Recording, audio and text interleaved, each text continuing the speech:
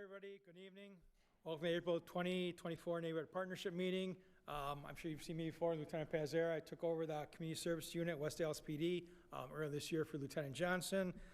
Just want to take a minute to thank you all for being here tonight, and Facebook community also want to thank them for being here. Tonight you'll be hearing from two different speakers. First could be Carl Skrobak from DPW. He's going to be talking to you guys about brush and yard waste recycling. And then, of course, Chief Mitchell, he'll be talking about crime statistics and trends from January 1st of 2024 until March 31st of 2024. Okay, Carl.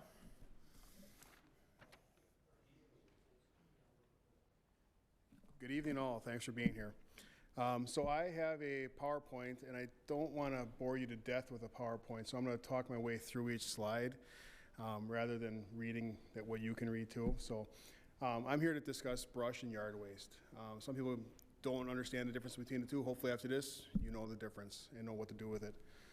So brush, woody material from trees and shrubs. Basically, brush is going to be your limbs, your branches, bushes, limbs, stuff like that.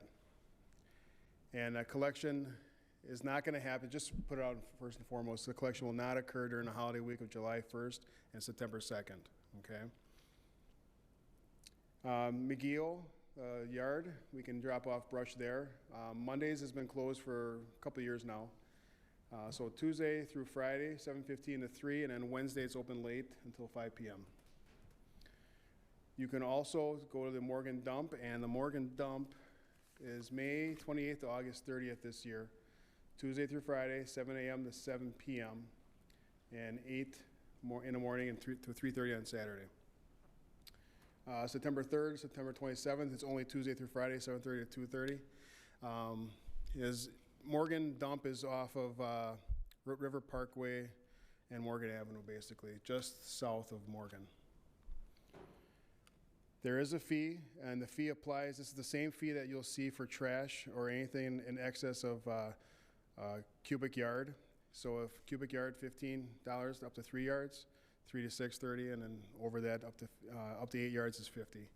It is cheaper to have your brush scheduled for pickup at home. It's cheaper to bring it in than it is to have it picked up at your house, just so you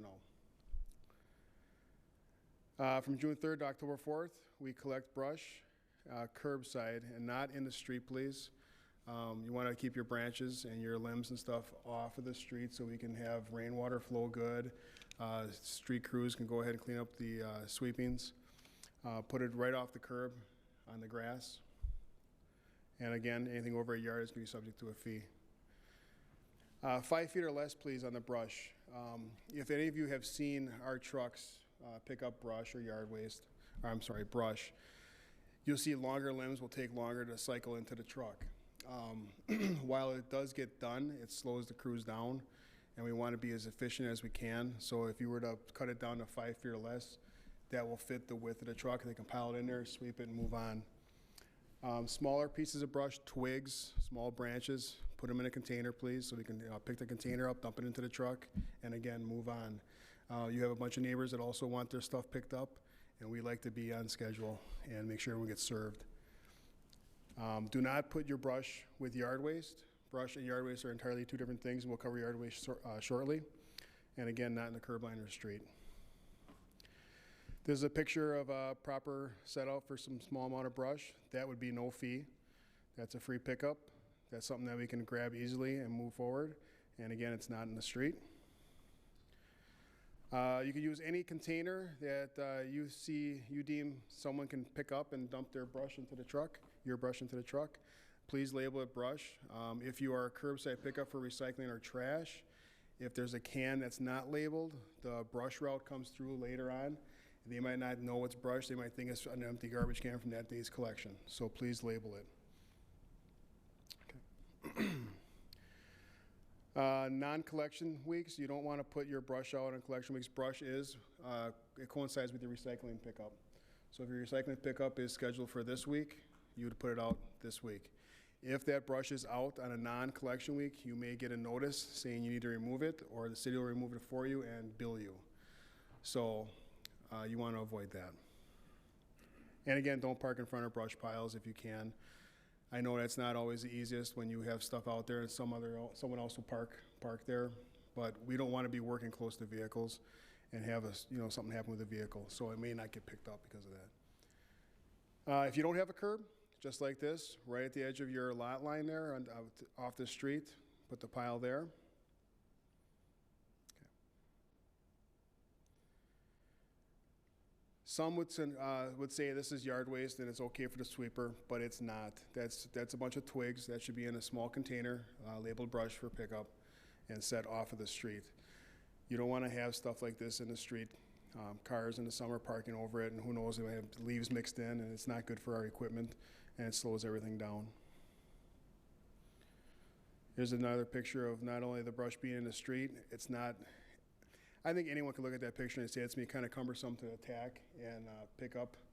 So as orderly as you can put it on the curb, it makes it go quicker for everyone and get everyone taken care of. So that should be off the street, less than 5 feet. You know, if you're so inclined, you can bundle it with twine. We would love you for that, but it's not mandated. Okay.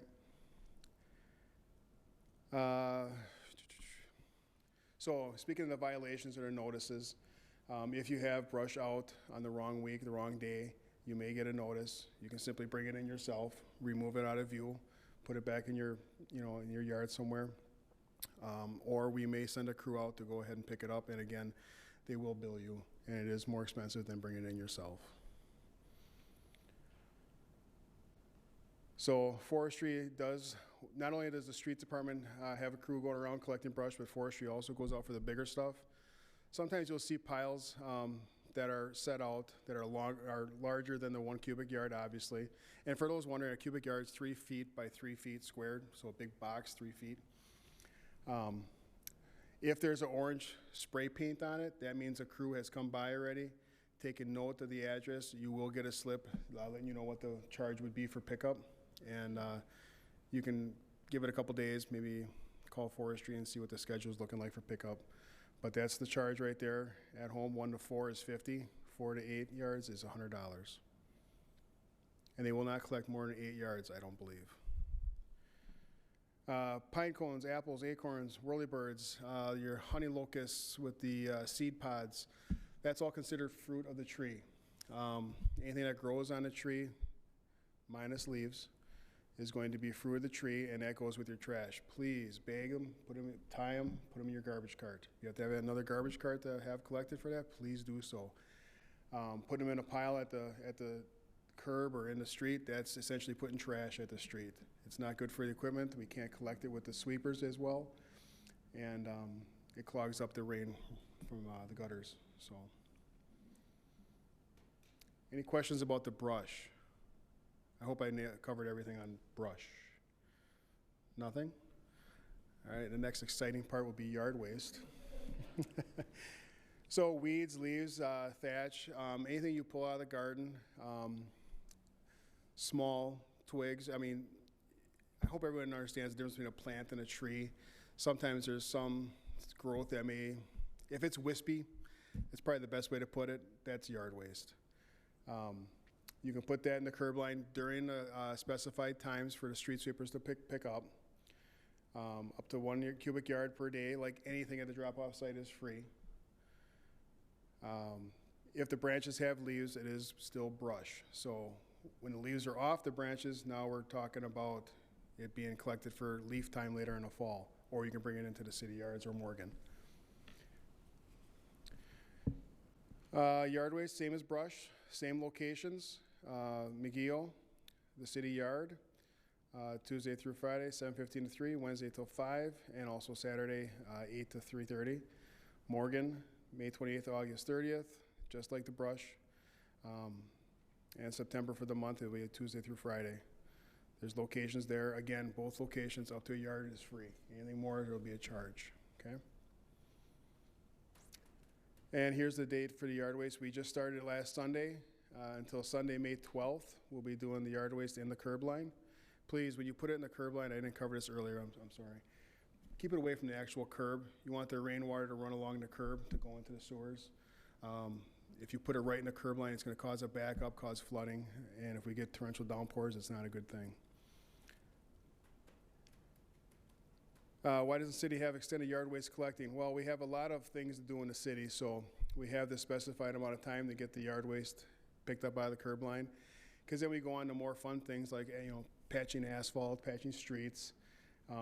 We only got so much crew to do everything, so we do the best we can, and we try and schedule it so that everyone can get a piece of it. So that's pretty much the reason for that. A windrow, a long low pile of yard waste. We do get some windy days, and if you have leaves, yard waste, if you wet it down and put it in a long, low pile, there's less likelihood of it blowing around either to your neighbors or back onto your lawn where you worked so hard to get it off of. So again, long, low pile, away from the curb, and wet it down if you can. If you're putting plants in the yard waste, please, no soil, rocks, the styrofoam that's in the fake stuff, I've seen that too. The pots themselves, those aren't meant for that. All the brush, yard waste, we all recycle that. It all gets taken to Morgan, and a company called Blue Ribbon comes in, and they mulch it up, and they sell it to farmers and stuff. So we want to keep it as clean as possible. Again, here's a picture of proper yard waste. And you look at that, and you can see that looks like someone that cares. That's close, but we're, want to get away from the edge of the grass there, let the water flow by.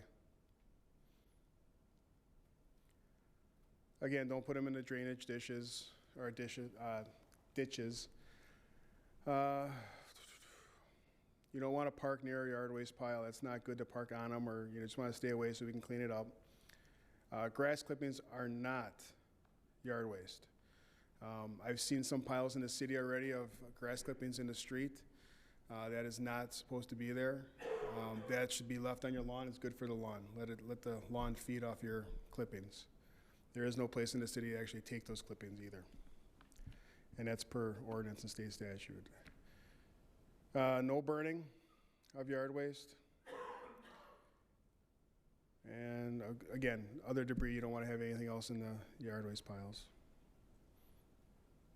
Oh, here's my slide on grass clippings. We do not accept grass clippings. That's good. That's a good picture of what not to do with yard waste. Right in the line of the flow of the water for this storm drain. Same thing as a brush violation. Same thing goes with yard waste. You'll get a notice. You'll be given time to remove it yourself, or we'll collect it for a fee. And that right there is something that could be easily missed, and a street sweeper cannot get to that, and that's what collects the yard waste. It's not an actual crew with a shovel and a rake and a broom. They're actually using a street sweeper. Sometimes they push it with the loaders, and they're not going to push it off your lawn in fear of damaging your lawn. You don't want that. You can go online. There is a leaf collection forecast. You can try and navigate your way through that, but I live in the city myself. If I have yard waste, I know my during this month, I'm putting it out there, and I'm keeping it damp, keeping it away from the curb, and when it gets picked up, it gets picked up. That's how I do it. But you can try and see the forecast. Any questions about yard waste? Oh.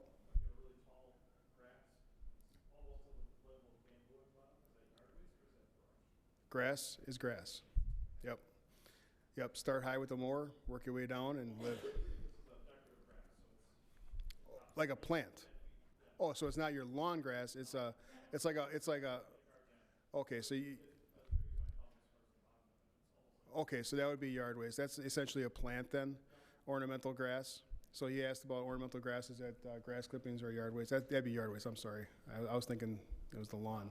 Okay. And you had a question? Yeah, just a suggestion maybe. The city yards has a sign for brush, yard waste, but no definition below it. How about putting the definition you have there over signs? That would be great. The question was, can we have more signage at the city dump site for where the brush location for dumping in a container is and the yard waste to specify what is what? That would be great. In theory, we're supposed to stop at the shed and speak to someone that when you pull in, hopefully that question's asked and, you know, taken care of there, but it wouldn't be a bad idea. There comes a point when we have too much signage though, so we have a hard time people actually reading the closed sign at the gate. It wouldn't be a bad idea. Yeah. I'll push that along. Maybe some pictures of what brush is, or maybe just a picture, this is brush. Yeah, that'd be nice. And it'd be great if it worked, yes. Good idea. Anyone else? Yes. Large pieces of real thick, like I process wood that I'm burn. Okay. I have the bark that comes off those pieces of wood, big chunks of bark. Brush. That would be good job? Put in a container labeled brush. Okay. Yeah. Yep. Well, the gentleman follow me will specify more on burning the ordinances. I think there's some stuff you can burn, but I know open burning is not allowed. Yeah, there's got to be a cover on it, but I'm not sure the exact specifications, so you can ask. Yeah, the chip bark off of the stumps and stuff, that's brush. Yeah. Yep. Any other questions? Now, I know Trevor had mentioned talking about recycling. Does anyone have any questions about actual recycling? Because I can cover that really quick. Your carts. Here it says mirrors, light bulbs, and glass. I was putting that in like those brown padded envelopes from Amazon and marking on it broken glass. So what are you supposed to do with it if you can't put it in? Broken glass, like a window pane. The question was about broken glass, bulbs and stuff being recyclable. The best way I can describe recyclable materials is food product recyclable. Your glasses, your drinking cups, pane glass, that's all going to be garbage. Unless you take it to a specified location that will recycle that, we consider that garbage. So I thank you for putting the sharps in a padded container and putting it in your garbage cart, right? Yep. Quickly on bulbs. Light bulbs, garbage. Regular old incandescent light bulbs, garbage. Fluorescent tubes are considered hazardous material and need to be dropped off with hazardous materials. What's that? I don't know. Might be worth checking out, I'm not sure. They don't? So yeah, basically when it comes to your recycle cart, foodborne containers, you know, with the recyclable triangle with a 1 through 10 is recyclable. Plastic bags, even though they have a recyclable symbol on them, are not recyclable for our purposes here. They can be recycled at the proper drop-off, but what happens with our recycling, we take out the John's disposal, they sort it, the machines they use to sort the recycling, it gums out the machinery, and then we get the dirty look. So I've been told our recycling is probably one of the cleanest that gets dropped off there. So please try and keep the plastic bags out of the recycle carts. Any other questions? Thank you. Oh, well, thank you. Any other questions? Again, thanks for showing up tonight. Oh, one last thing, I'm sorry. I do have some of these booklets on the back table there. Covers everything: brush, yard waste, recycling, trash pickup, schedules. That's all I have tonight. I apologize, but if you need one of these for information, please grab one on the way out. It should cover all your questions.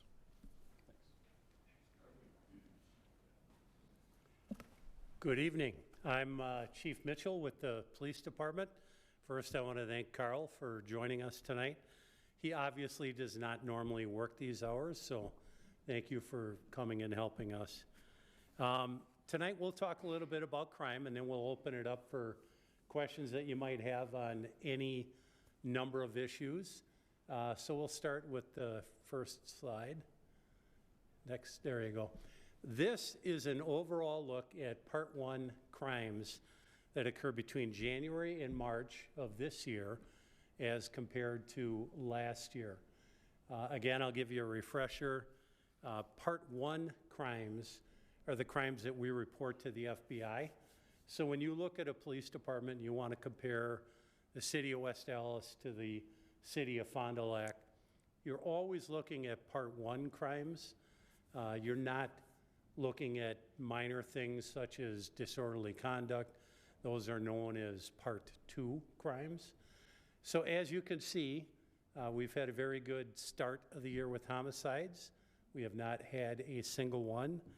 I'm always mystified for a city of our size, 60,000 people, that we have the low number of homicides that we do. Obviously, we'd love to see that number stay at 0 for an entire year, but we generally finish between 1 and 4 homicides in any given calendar year, which is pretty good for a city of our size. Sexual assault, you can see it's up, but it's up from 0 to 1, so we're not overly concerned about that number. Robbery is up a pretty big percentage, but the data set is small. It was 7 last year as compared to 10 this year for a 42.9% increase. I will talk more about robbery a little bit later when we get to a robbery slide. Aggravated assault is even, 20 to 20, so that's a good sign for us.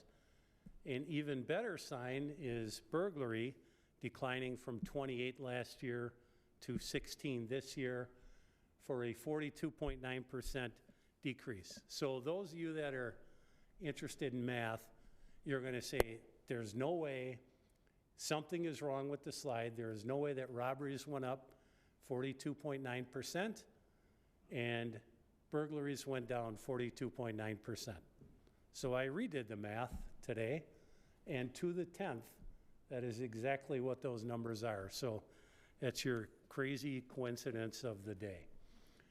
Motor vehicle theft, we're down 10.4%. In my mind, we still have a long ways to go. If you recall, in 2021, motor vehicle thefts in this city went up by over 100%, which was a very similar experience to the city of Milwaukee. We're happy to see that number coming down, but we would like to see it go even further down. Arson is even. Theft is down 11.3%, which is a good sign for us. And overall, Part 1 crime is down 11.8% this year as compared to last year. If we can go to the next slide, please. So now we'll get into the weeds a little bit on robbery. You can see it's an increase of 3 this year as compared to last year. In the 10, you can see that 2 occurred at businesses, with both of those businesses being, well, actually, 2 occurred at businesses and an additional 2 occurred at gas stations. 3 were in a home. Generally, when you hear about a robbery occurring in the home, it's going to be people that knew each other, and I'll talk a little bit greater detail about that in a second. And 3 were on the street. As you can see, half of the robberies were firearm related. 1 had a knife. 3 were strong arms, so think of fist, punching someone to get their property. So you can go to the map now, and I'll talk a little bit about robberies individually. 2 of the 10 robberies are Facebook Marketplace robberies. So it's citizens in our city that one was selling an Xbox. I forget what the second was selling. And we have a parking spot at the police department on 113th and Lincoln. If you want to sell something on Facebook and you tell the buyer to meet you at the police department, you will quickly figure out if the buyer is a legitimate buyer or a less than legitimate buyer. So we had 2 individuals in our city. One of the residence robberies was a Facebook robbery where the caller, the person actually invited them to come to his home to conduct the transaction. I would never suggest that. I mean, I would go to the police department. I wouldn't want to meet in public. I wouldn't want to meet in my home.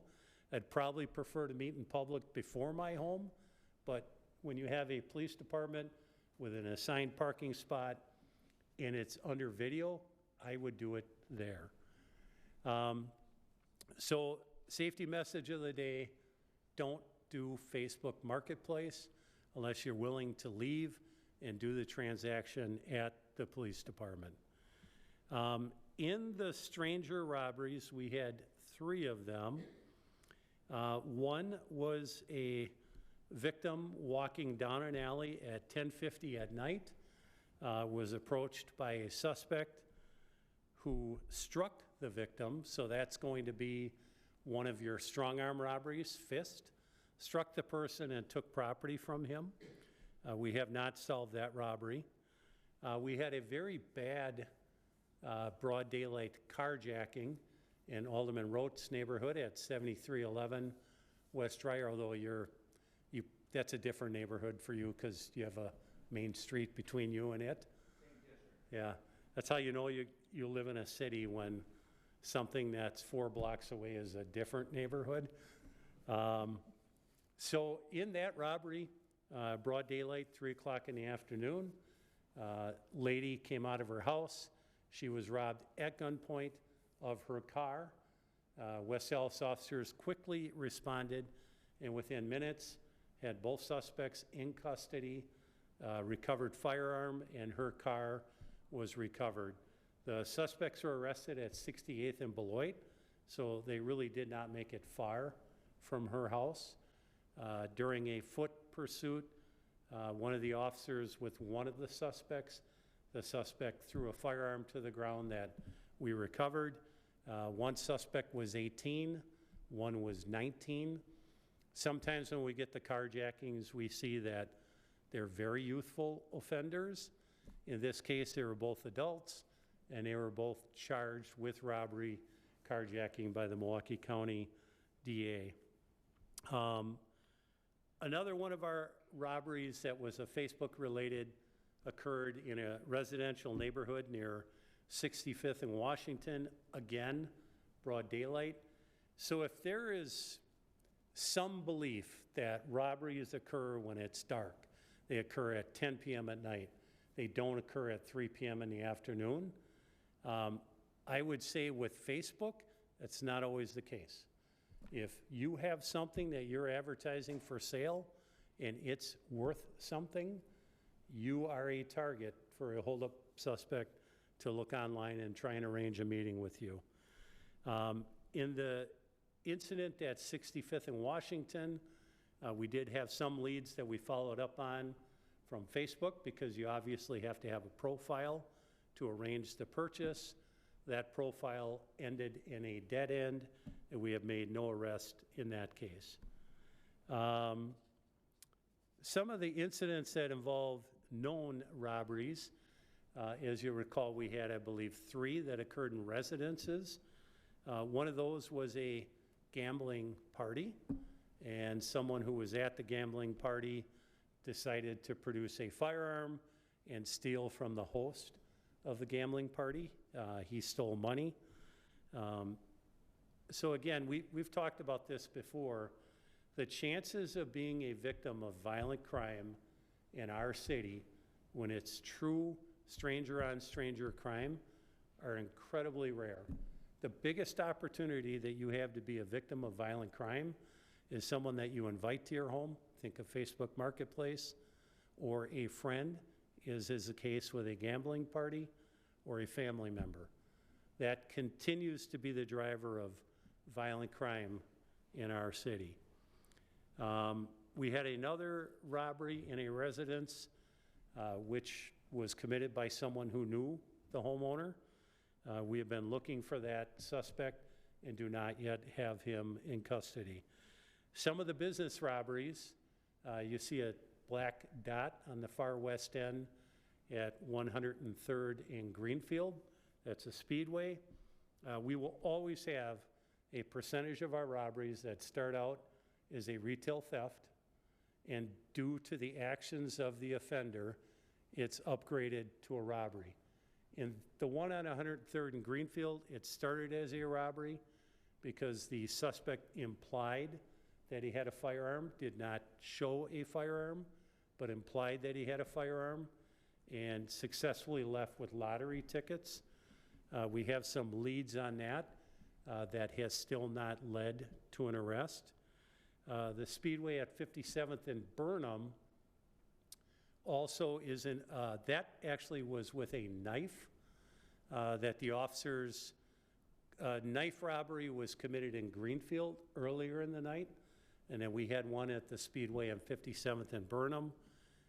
We put it together a car that the suspect was likely driving, and within minutes of this robbery, we located the car, arrested the offender, and recovered the knife. One that started as a retail theft was one of the businesses in the area of 68th and Greenfield. The offender was caught shoplifting and then immediately started punching the manager of the store. So anytime you do that, you've now elevated what would be a retail theft into a robbery. So of the 10 robberies that we had in this quarter, so again, that's about one a week. Of the 10, we arrested people in 6 of the 10. So that's a pretty good clearance rate for the crime of robbery. So that's it on robberies, and we can do, you can ask questions now, you can ask at the end. So burglary is always of a residence or a storage locker or a business. It is typically when no one is home. You could commit a burglary when someone is home, and if they didn't confront you and you didn't confront them and you didn't threaten force, it would remain a burglary. So typically think of a burglary as no one's home, no one is in your garage, someone kicks in the door to your garage and takes, a common thing that we see is tools that are stolen. And that is an incredibly low number. Probably about 6, 7, 8 years ago, we used to get 500, 600 burglaries a year, and that number keeps on declining and declining and declining. I can't prove it. My personal belief is that people have shifted from high-risk burglary. You might get shot by a homeowner. You might get charged with a felony by the DA to retail theft. That would be, or breaking into a car and stealing from a car.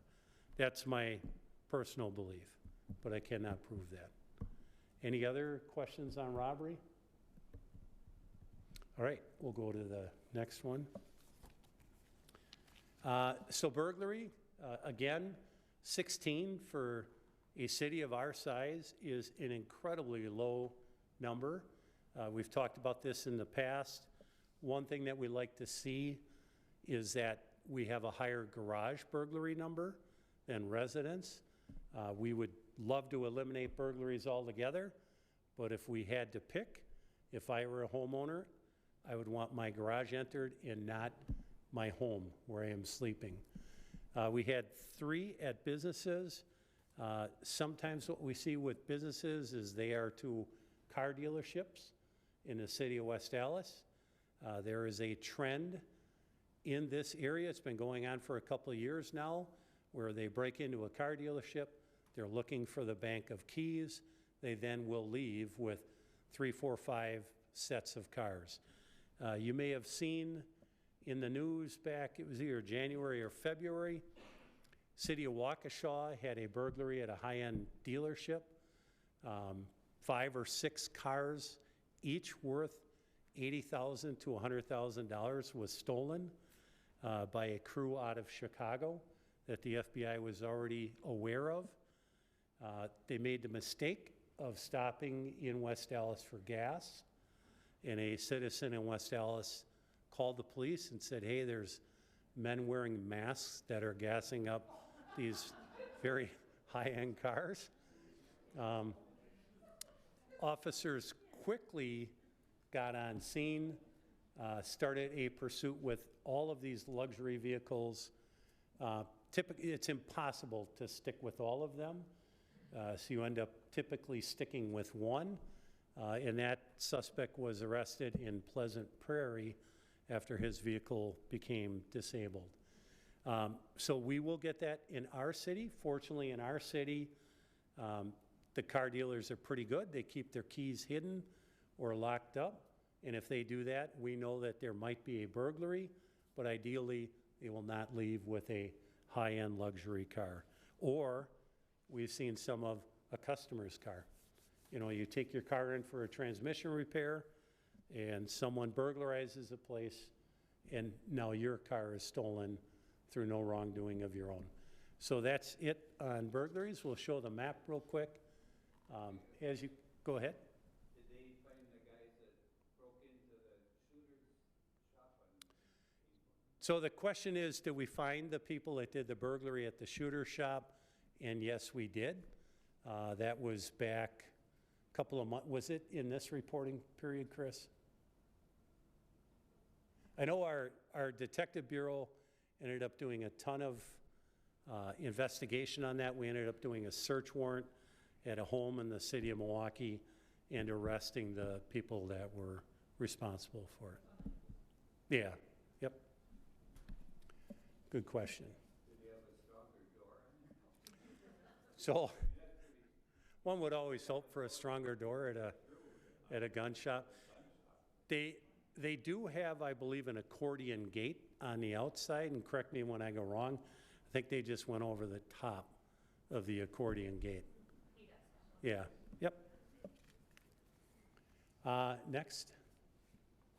This is aggravated assaults, and I'll talk a little bit about this. I looked at aggravated assaults to try and give you a sense of where they occur.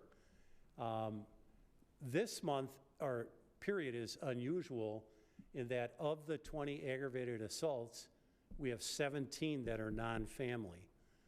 Normally, the family-related assaults are going to be at least half. So like we've talked tonight, we've talked before, who you have in your family can impact your safety. This grading period, though, 17 were non-family. Now, just because they're non-family does not mean that they are stranger on stranger crime. So I looked at the aggravated assaults. 2 of the 17 are in healthcare facilities. So, you know, we have a hospital, we have a series of hospitals. Some of them are for mental health treatment.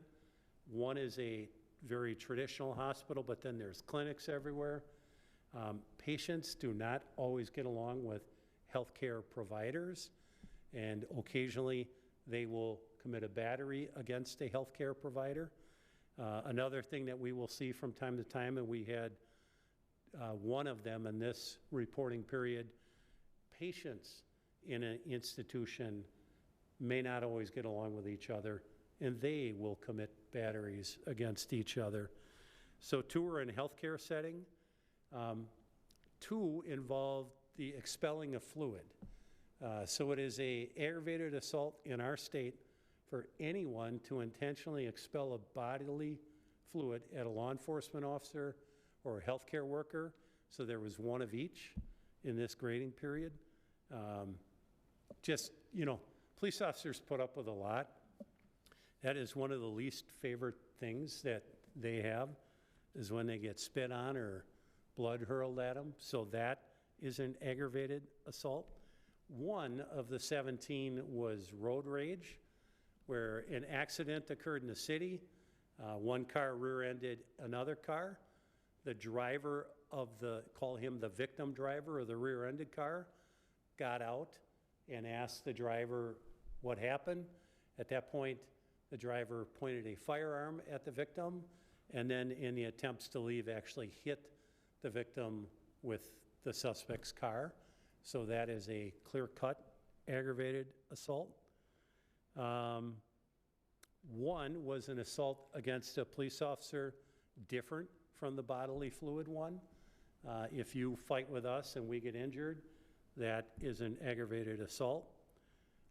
Of the 17, 3 were known. There was a relationship between the suspect and the victim before they committed the aggravated assault. 2 were neighbor on neighbor, so we do see that from time to time. So I would suggest if you have a neighbor that's problematic, call the police department. We do have a community officer that will get engaged in that and try and mitigate the problem. If it is severe enough, we have a nuisance ordinance in the city that we can use in an attempt to resolve neighborhood conflict. We also have a mediation program that we in the police department have a third-party vendor help us with. We will ask both parties in a neighborhood conflict if they will voluntarily do mediation in an attempt to just permanently fix this problem. But we had 2 in this period where neighbors assaulted neighbors, and I believe 1 was with a baseball bat, so that could have ended up horribly. 2 occurred during pursuits.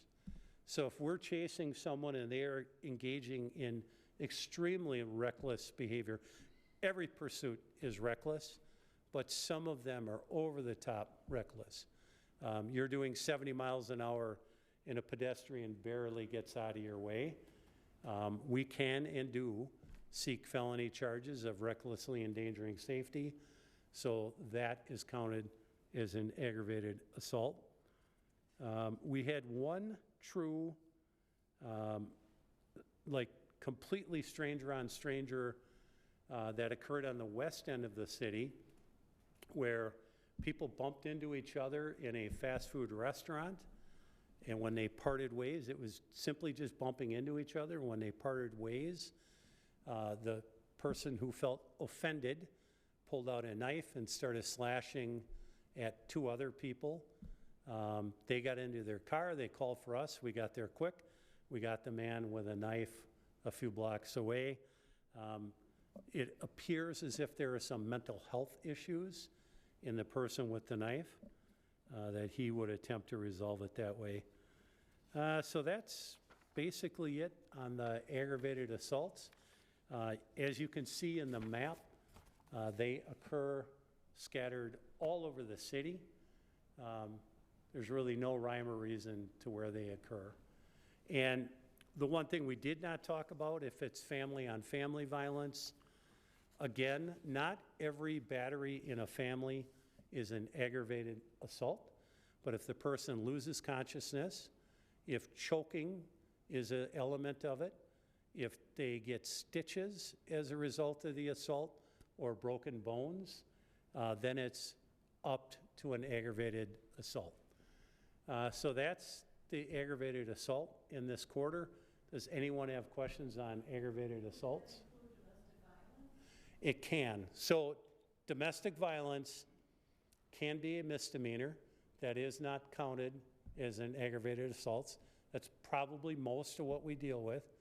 But in the severe cases with the list I listed, unconsciousness, stitches, broken bone, choking, those are elevated to an aggravated assault as a domestic violence. Jim? On our previous slide, you listed 1 homicide, last year. If somebody shoots somebody with a pistol and hits them, but they don't die, is that an aggravated assault?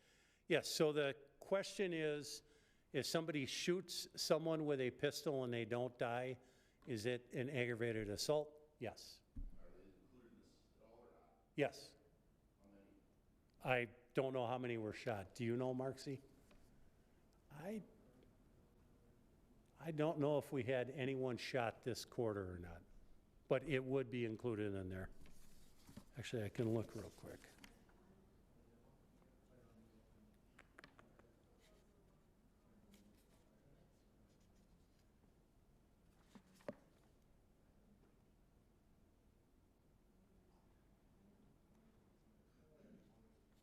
Do you know which one it is?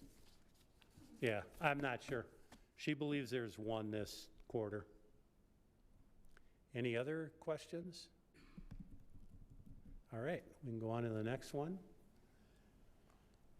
Motor vehicle theft, I talked about this in the opening a little bit.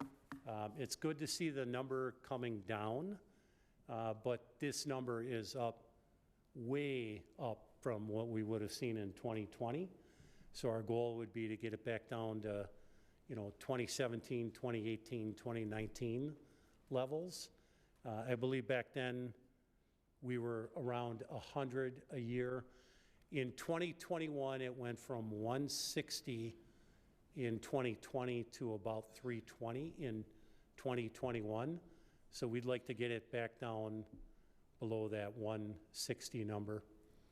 And if this held true for the year, it would be about in that ballpark, but we want to get it lower.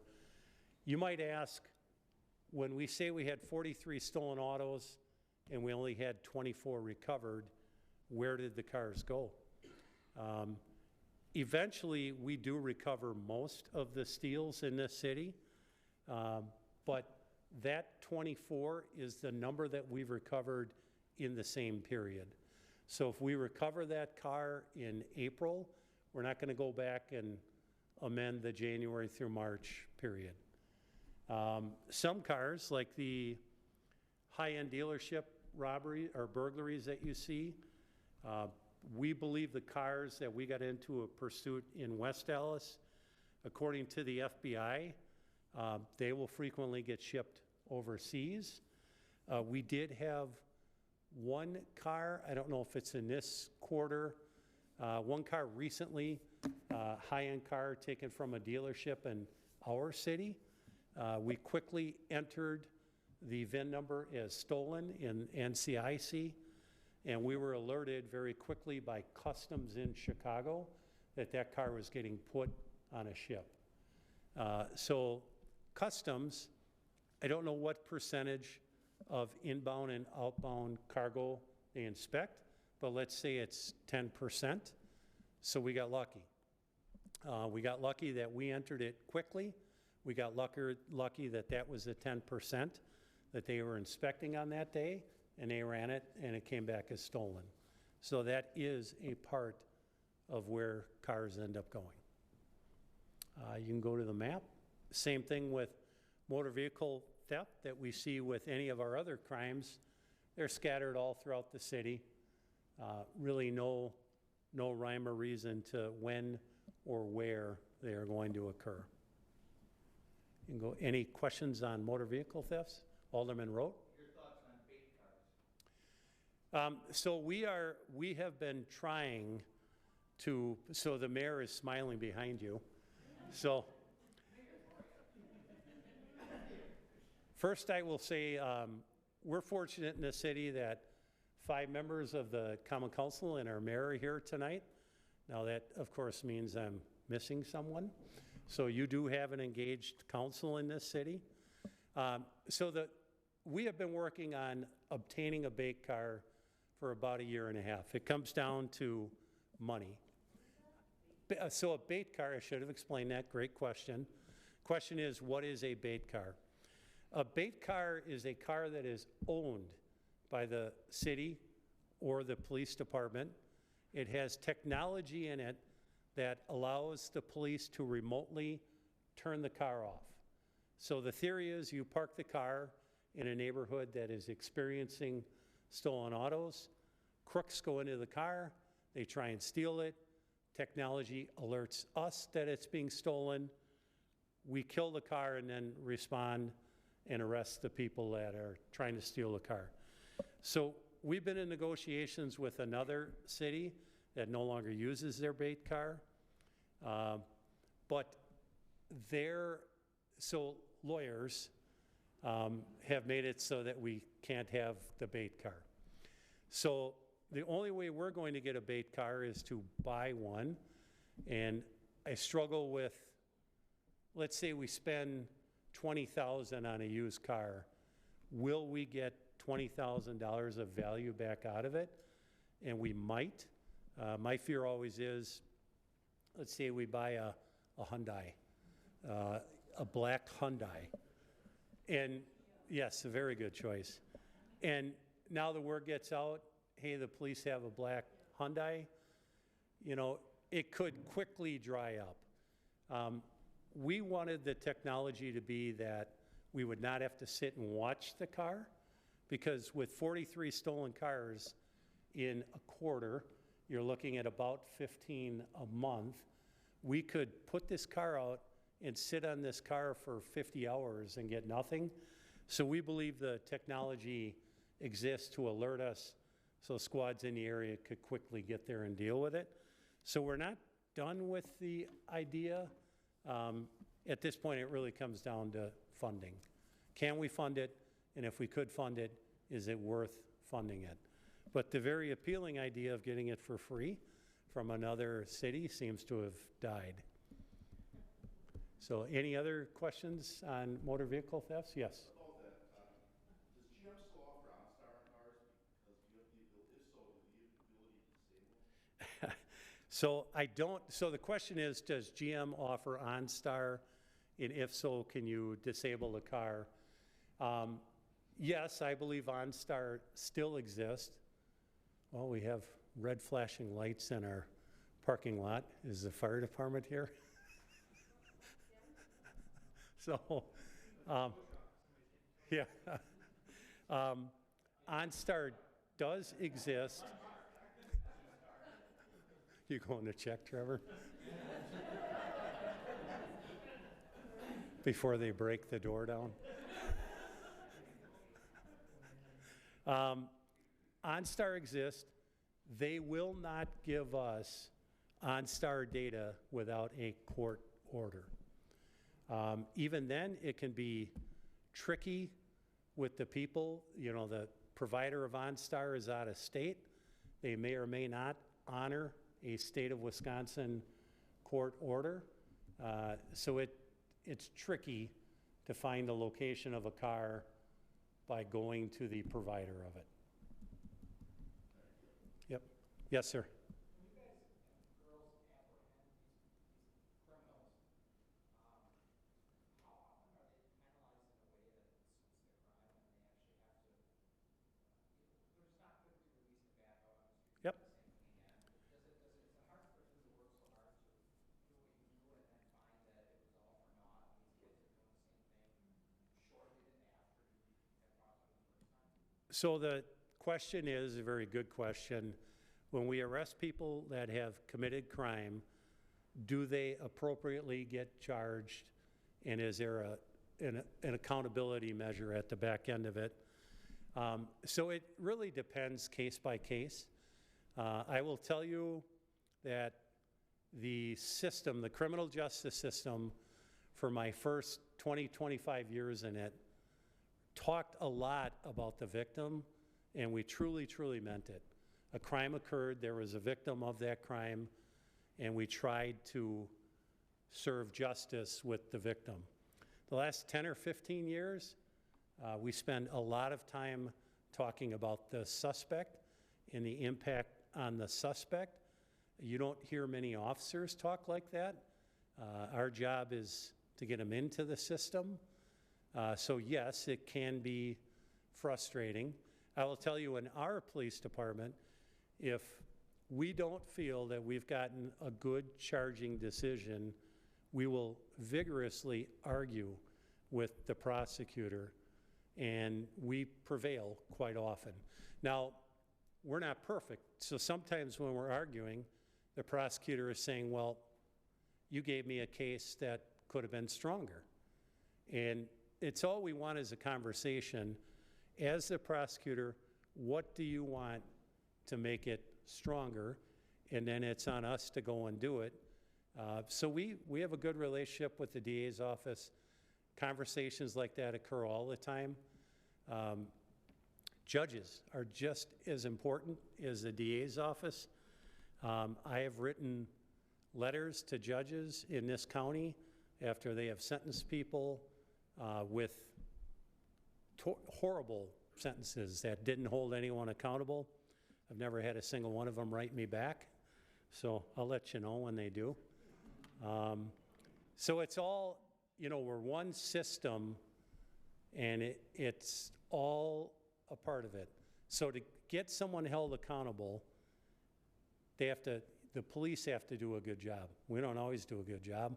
We try, but we're human. We're not going to always get it perfect. Prosecutors have to do a great job. They don't always get it right. And then the judges have to do a great job, and they don't always get it right. But we do argue a fair amount, and they listen to us, and we get a good resolution. Not all the time, because they're still the prosecutor. Yes? Piggybacking on what he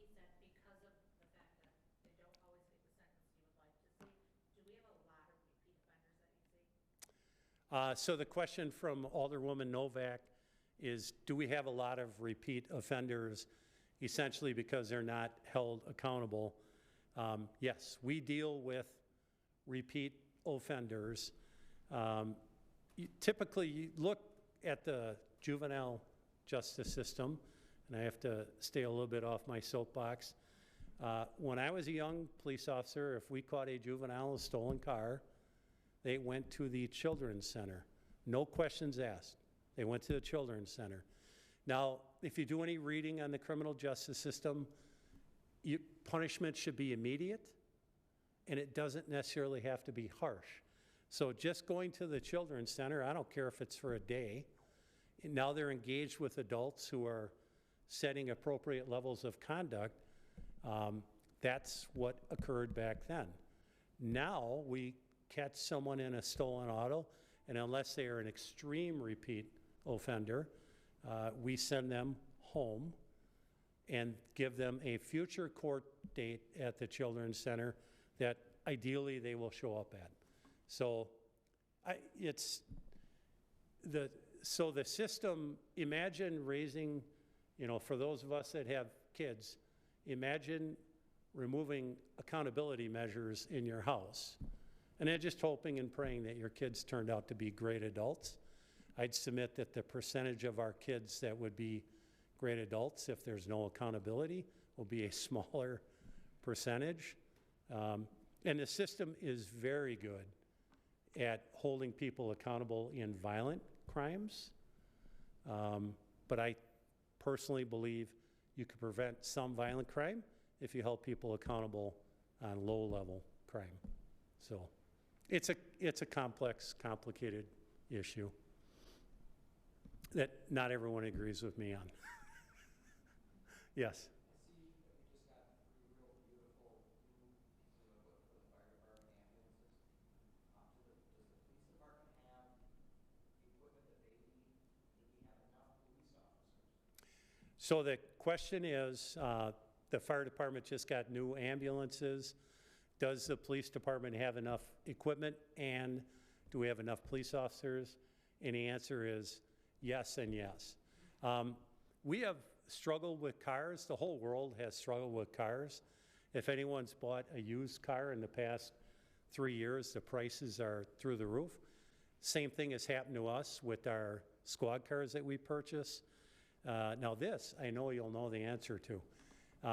A new Ford Explorer squad car for us right now is $52,000. Before we have put a penny into it, like lights and sirens and prisoner compartments in the back, and that's 10 to 15. So we're at, $67,000 to $70,000 for every squad car you see driving down the street. It's insanely expensive. Deputy Chief Marks just got notified within the last week that every car, and the council doesn't know this yet, every car we have ordered in advance because we know we can't get cars. So we haven't gotten enough cars in 23, 24. So we ordered ahead all the way to 25. Just got notified by Ford that our entire order was canceled because Ford can't make enough police cars to satisfy the need in the nation. So we'll figure something out. But the council gives us the money to buy cars. Our issue is we have a hard time getting cars. Did cities defund the police after George Floyd? 100%. Did West Allis? No.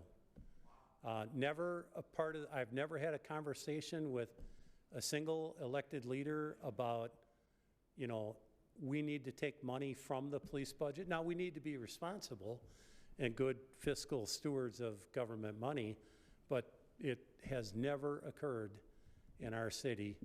We've always had a very, and I maybe wouldn't tell you if they weren't supportive, but I'm not gonna lie to you and say that they are if they aren't. So we have very good supportive council. Any other questions? Jim? Are you gonna use the reckless driving or not? No. Okay.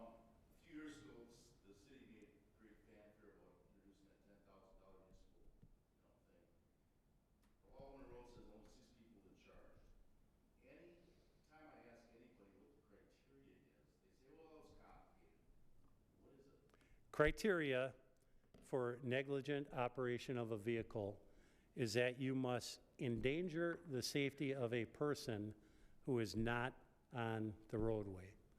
The roadway is from sidewalk to sidewalk.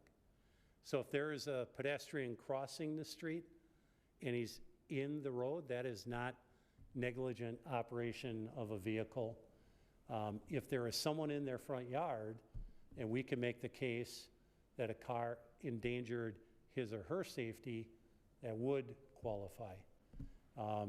Car leaves the roadway and gets, hits a house or something, that probably meets the criteria for negligent operation of a vehicle. So it's, we look at it in every pursuit, but it's a very finite number of times we're actually going to see it. You said sidewalk to sidewalk, to the inside edge or the outside edge? Outside edge. That is not a negligent, that would be a felony of recklessly endangering safety, but would not be a negligent operation of vehicle. Any other questions? All right. Oh, come on, Carl. You're The department at one point had steering wheel clubs yes. available.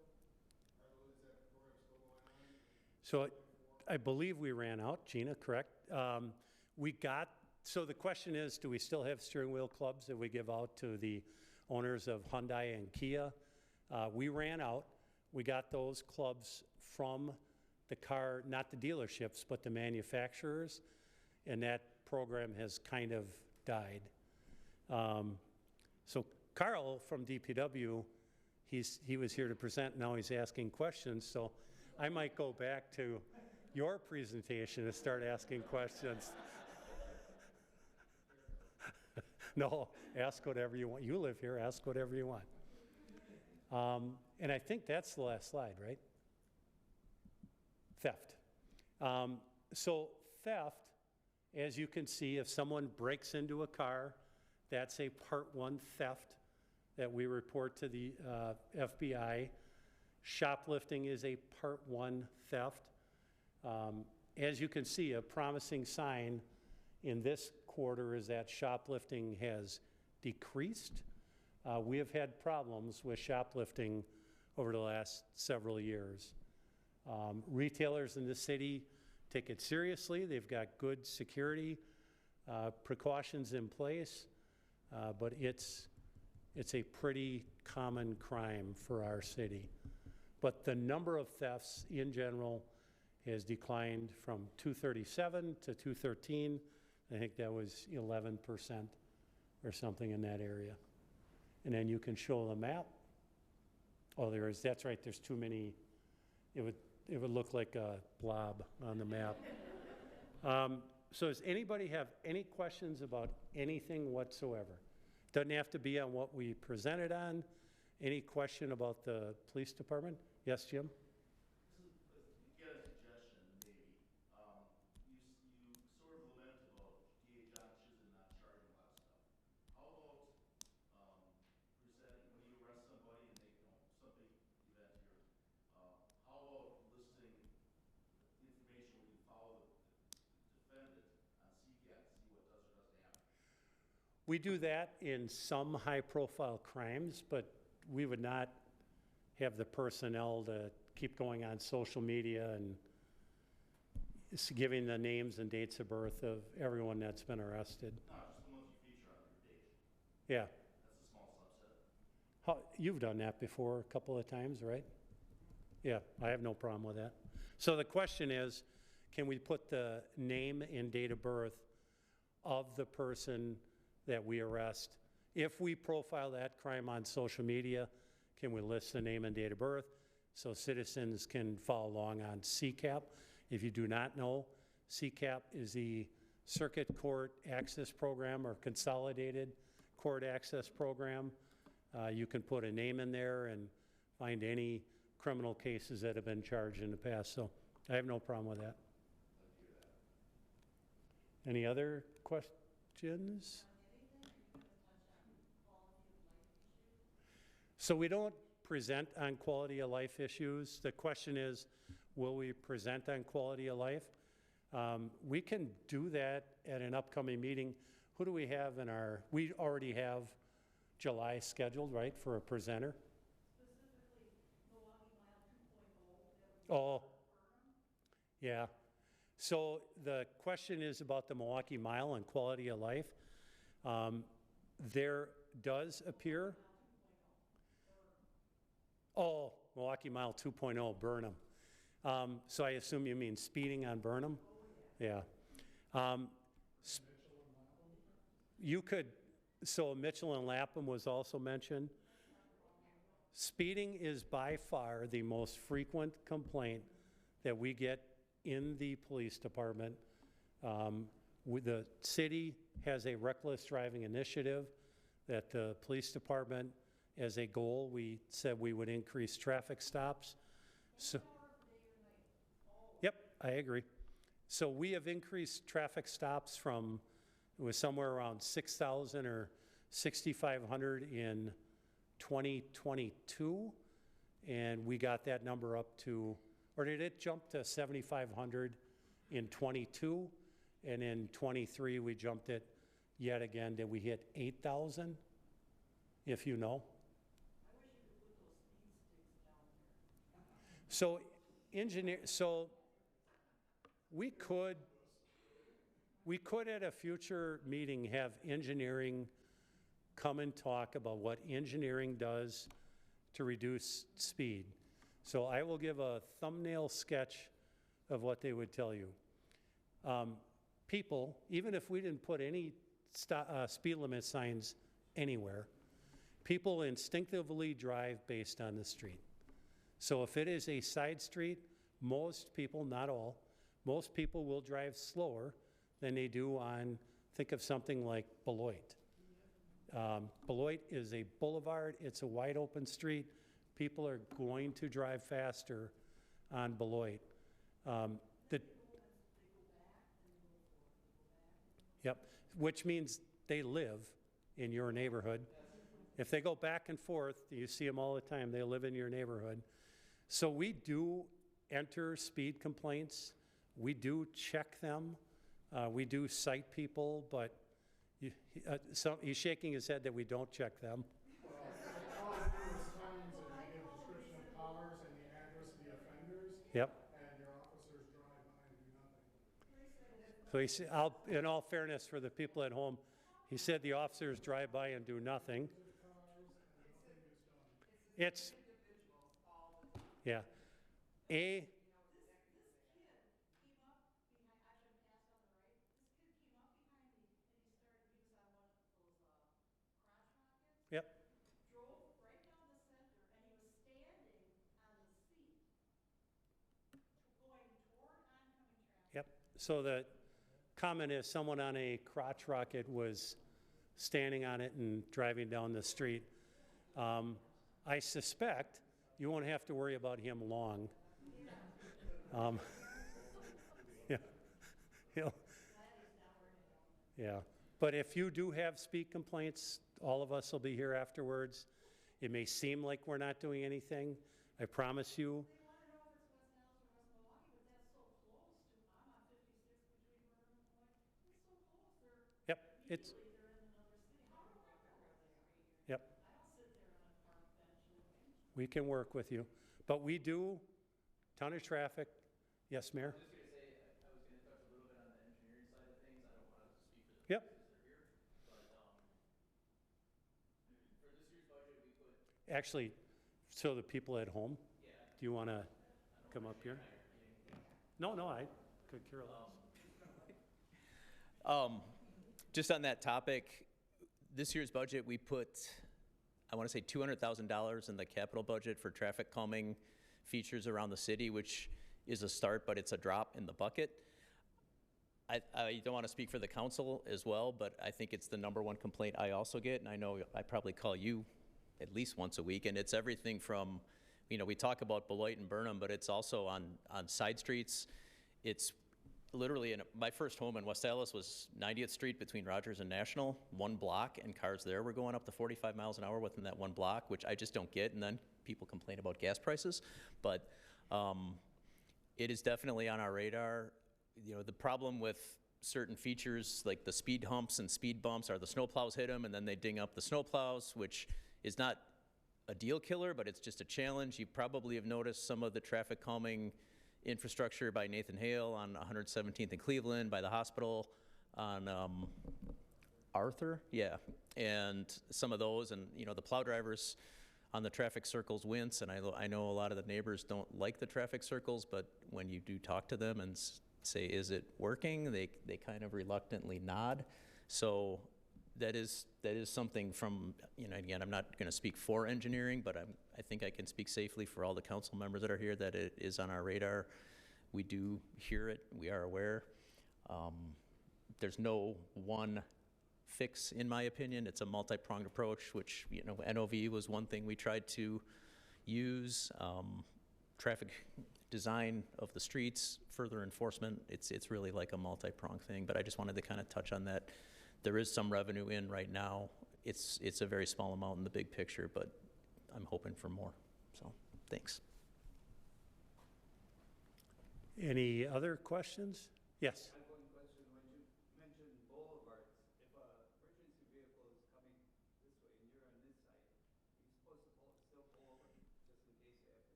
The question is if you're on a boulevard and so, you know, a boulevard in between the east and westbound lanes or north and south, and you see an emergency vehicle, should you pull over no matter what side you're on? And the answer is yes. Pull over, pull to the right and stop. Because they might turn in front of you, they might do a U-turn, so, yep. Yes, sir. There's a piece of equipment, I noticed it's not there anymore, but I guess they call it like a mobile police station or something, where it's a trailer out right here and a big thing that goes up with cameras and stuff. I've seen that at the Speedway gas station on 92nd in Oklahoma, and now I don't see it there anymore. Is that something that the gas station asks to be put there and pays that external company to provide, or do you have to call them? So the question is, he has observed trailers that have a camera system that rises up above the trailer. We in the police department do not own any of those. There are some police departments that do. We are not one of them. So if you see those in the city of West Allis, that's always that business owner, homeowner, neighborhood association paying for that with a third party. It's videotaping in 360 degrees. Really? Do you have knowledge as the police department of why is that the gas station having quite a problem with? So some places it's not a sign of problem, it's just preventative. Now I heard you say Menards has a trailer like that. I guarantee it's preventative. Yep. Having spoke to the manager of that gas station, they were having quite a bit of an issue, more so with people outside bothering other patrons, trying to get money, drugs, things like that. Yep. Any other questions? Yes. These cars or bikes that make that loud noise. Thank you. And then my brain goes off. Did you hear gunshots? Did you hear gunshots? It's usually cars. Is that a legal sound that they're? It probably is illegal. Most police officers, like we don't have sound meters. The health department has sound meters. You would need to prove it's above a certain decibel.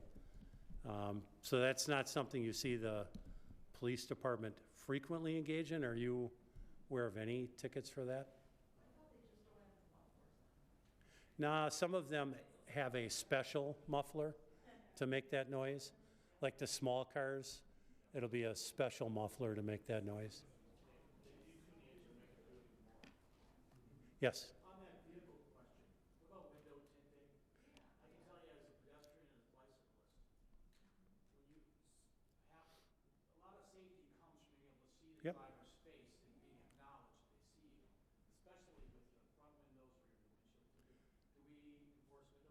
Yep, so question from Alderman Weigel is window tint. Do we enforce it? He highlighted it's a safety issue for bicyclists and cars. I mean, I'm always looking at the other driver. Does he or she see me? So the answer is yes. We enforce window tint heavily in this city. On our second and third shift, more so third shift, so 11 p.m. until 7 a.m., very common cause for a traffic stop. Another crime that occurs with dark tinted window cars is rolling drug houses, because they do not want the police to be able to see who they are and identify them. That is a very common reason for a stop for us. Yes, sir. Is there a uptick of you guys even acknowledge cars that drive around and you can smell marijuana for? So, I mean, it's becoming so pervasive yep. everywhere. I just waited till I wouldn't crack a beer and start driving around. Yeah, you must be related to me. So the question is, do we essentially do anything about cars that smell like marijuana? I am personally mystified, like you said. People don't think about driving around and drinking a beer, so I have no clue why they would think they can drive around and smoke marijuana. In reality, with a beer, you can put it down and the police might not ever know you have it. Marijuana, we've all been at red lights and smelled a car near us that had marijuana. In this city, if the police officer is not going to an assignment and they smell marijuana, they're going to stop you. They're going to get every occupant of your car out, and they're going to do everything in their power to find the marijuana.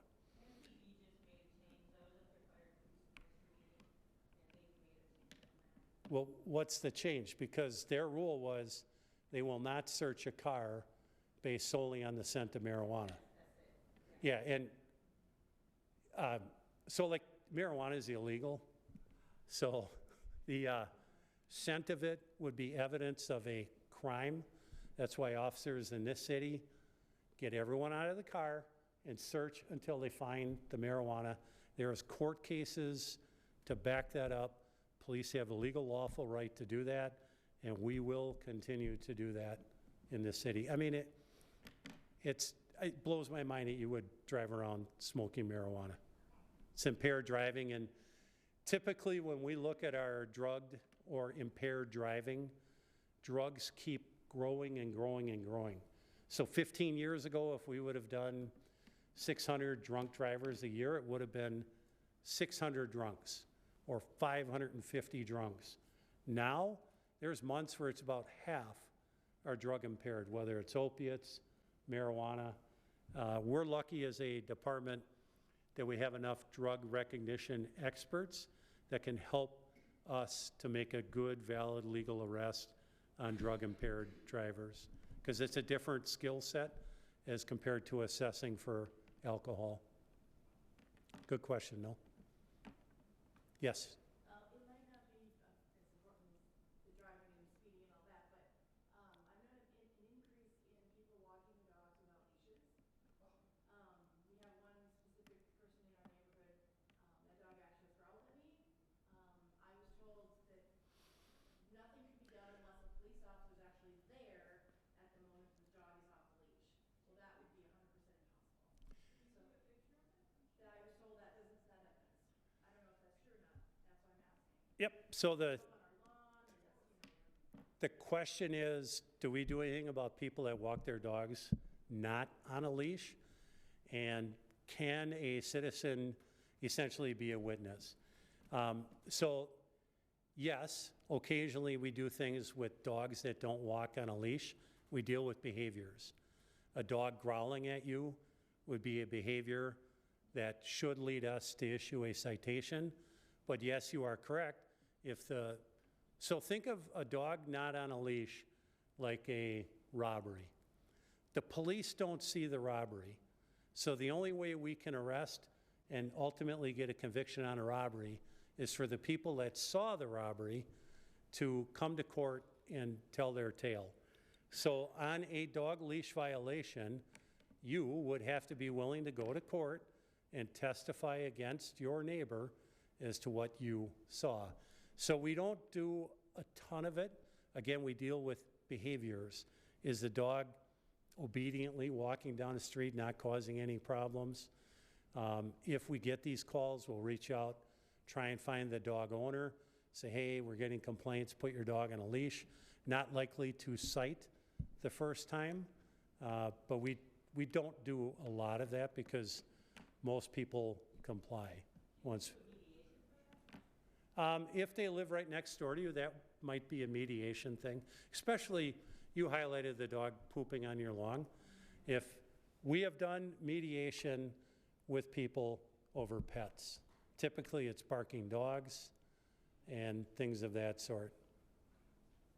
Good question, though. That dog goes up onto our porch, our slant porch, and sits right there. You can look at him out the window. That really, so every time he sees him now, when we walk in the neighborhood, even in their fenced area, our dog freaks out. Yep. He's dominated my territory. His owner thinks it's cute. So, I've said something to her, and she just, oh, she's fine, she's well trained. She's sitting on my porch. She's trespassing. Your dog is trespassing. That is not trained. so the question is, they actually have a dog that sits on their porch and riles up their dog. If you call us, we will try and find her. We'll have a conversation with the owner, try and get compliance, and if we can't get compliance, it could lead to a ticket. So there's an officer there with a memo book open. If you talk to him at the end, he will take your name and address, and we have a community officer that works for Lieutenant Pazdera that we'll have stop by and try and mitigate it. Yep. Yes, sir. Chief, along your reckless driving complaints and that, what's your policy for stopping someone on a suspended or revoked driver's license? Do they get cited and released, or they get cited and their car gets towed? They get cited, well, it depends on what type of OER. If it's a state OER, which typically is only a revocation that's caused by an OAI, operating auto while intoxicated, those people get arrested. Anyone else, which is most of them, gets cited and released. And the car is not towed per our city attorney unless there is a legal basis to tow it. There's court cases on that you can run into problems if you don't tow in the right manner. Any other questions? Yes? So if you don't have a driver's license, and you get pulled over, they'll just give you a citation and let you get back behind the wheel and drive home? Yes. No. Kind of. So the question is, if we stop someone for operating after revocation, they don't have a license, will we just stop them, give them a ticket, and let them drive home? Yes, we will stop them. Yes, we will give them a ticket. No, we will not let them drive home. Now, we will not let them drive home. Do some of them circle back 20 minutes later and drive home? I'm sure they do. And if they get caught, they'll get another ticket. So this is another system issue. Early in my career, if you got caught driving without a license, you got a ticket. If you didn't pay the ticket turned into a warrant, and you went to the house correction. No one does that anymore. So the house correction costs money to operate, so the county charges us as a city for every person we send to the house correction. So the government made the choice, it's too expensive to do. Now, for every action, there is a reaction. There are probably more people that drive without a license because they know they're not going to go to jail. Yep. Okay, one more question, or are we done? All right.